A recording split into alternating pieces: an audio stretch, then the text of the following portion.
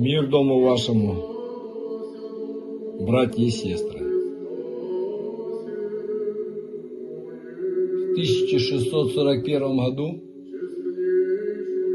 были обретены нетленными мощи преподобного Александра Свирского.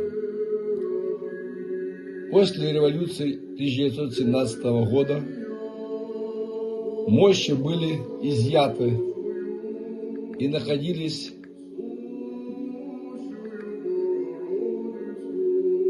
в забвении, где-то в хранилищах, в запасниках, музеях военно-медицинской академии. Но в 1998 году мощи вернулись в Александро-Свирский монастырь. И когда эти мощи находились еще в военно-медицинской академии, то лежали в реанимационном кабинете под лучами дневного света на протяжении нескольких часов. И приняли зага. И во время молебна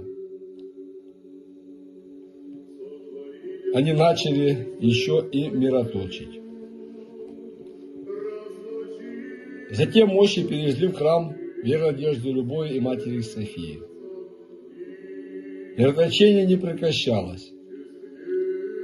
При этом было замечено, оно то усиливалось, то становилось менее заметным.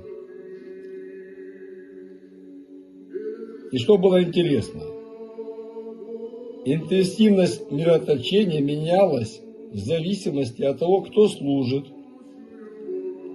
как народ молится, заполнен ли храм молящимися или любопытствующими людьми.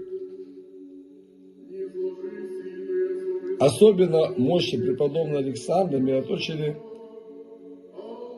при положении во храм после длительного заточения, в дни первых для святого божественных литургий.